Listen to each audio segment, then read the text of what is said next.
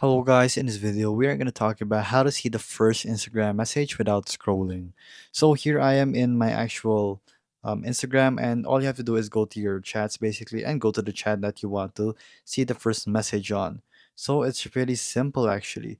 So I will go ahead and go here and just go ahead and go to this conversation, and all you have to do actually to go to the very first message is actually tapping the top left corner right where my time is. So if you're using iOS device, right where the time is, I'm tapping right there. It will scroll to the very first message, and there you go. It will do it automatically. So this is just a random Instagram message I messaged a while back, so I don't know.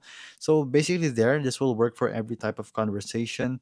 So just have to tap the top left, very top leftmost corner in Instagram so that it will scroll to the very first message. So of course it will have to load before it can scroll to the very first, but basically that's how you do it.